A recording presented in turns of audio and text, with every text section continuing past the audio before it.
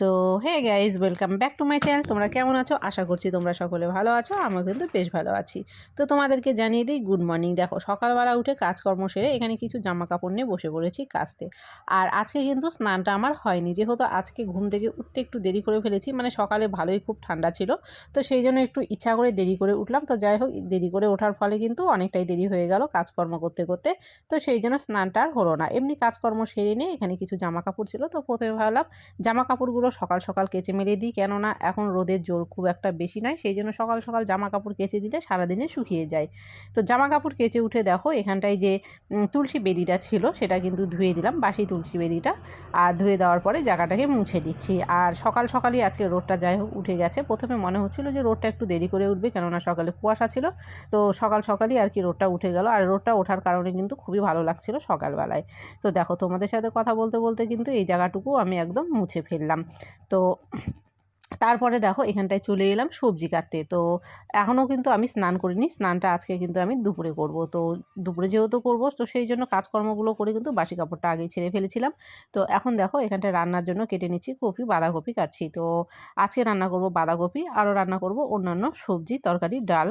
তো সবজিটাকে কেটে বাইরে কেটে নিচ্ছি, কেননা ঘরের মধ্যে এখন একটু হাওয়া হচ্ছে। আর ঘরের মধ্যে যেহেতু রান্না বসিয়েছি, তো সেই জন্য হাওয়া ঢুকলে মানে গ্যাসটা জ্বলতে একটু অসুবিধা করে। তো সেই জন্য ঘরের জানালাটা এগিয়ে দিয়েছি। আর ঘরে সবজি কাটতে বসলে অন্ধকার হয়ে যাবে, তো ভিডিওটা ঠিকমতো আসবে না, ভিডিওটা অন্ধকার হয়ে যাবে। সেই জন্যই আর কি বাইরে আলোতে সবজি কাটতে বসা। তো দেখো, তোমাদের সাথে কথা বলতে বলতে কিন্তু এখানে একটা কপিও আমি কেটে ফেললাম। তারপরে দেখো, এখানটায় যেহেতু বললাম ডাল রান্না করব, এখানে ডাল কিন্তু আমি বসিয়ে দিয়েছি প্রেশার কুকারে আগে থেকেই। তো ডালটা বসিয়ে দিয়েই কিন্তু আমি সবজিটা কাটছিলাম। তো ডালটা কিন্তু আমার দেখো সিটি পড়ে গেল, ডালটা কিন্তু আমার সেদ্ধ হয়ে গেছে। এখন ডালটাকে নামিয়ে নেব, নামিয়ে নেওয়ার পরে কিন্তু রান্নাবান্নাগুলো সব করে নেব।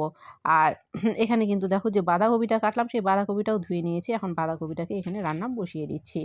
আর সকাল সকাল কিন্তু রান্না না করলে দেখবে বেলা হয়ে গেলে দেরি হয়। আর যদিও আজকে স্নানটা হয়নি, যেদিন স্নানটা না হয় সেদিন আর একটু বেশি টেনশন থাকে, কেননা স্নান দেরি করে করে ফেললে পুজোটাও দেরি করে হয়ে যায়। তো সেই জন্য আর কি স্নান পুজো না করা অবধি কিন্তু শান্তি পাওয়া যায় না।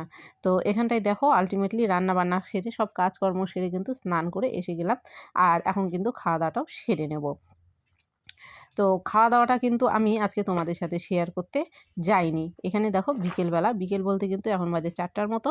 আর আমরা কিন্তু এখন রেডি হয়ে গেছি, আমরা যাব একটা মেলাতে। মেলা বলতে কালী ঠাকুরের পুজো হচ্ছিল, 14 হাত কালী, মানে ঠাকুরটা হাত দিয়ে মাপলে 14 হাত। তো সেই 14 হাত কালী পুজো হয়েছিল, অনেক দিন থেকেই মেলাটা হচ্ছিল।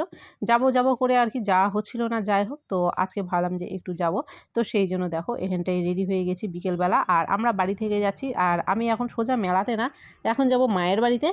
আর মায়ের বাড়ি থেকে মা, আর আমার মা, আর হচ্ছে বৌদি, ওরা দুজনেও যাবে।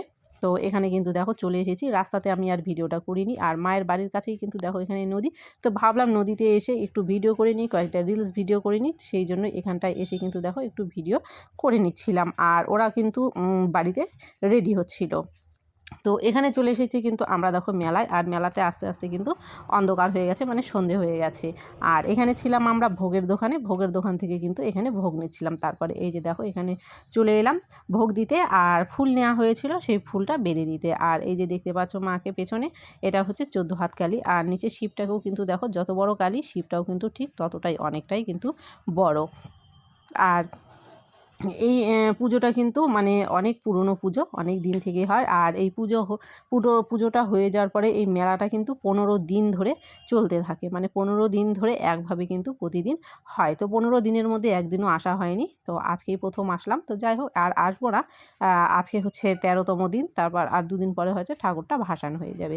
তারপরে দেখো, সবাই মিলে এখানে একটু ছবি টবি তুলে নিলাম, ছবি টবি তুলে নিয়ে একটু ভিডিও টিডিও করে নিলাম। করে নিয়ে কিন্তু তারপরে একটু মেলাটাকে ঘুরছিলাম, মেলায় কী কী দোকান টোকান আছে সেগুলো আর কি দেখছিলাম।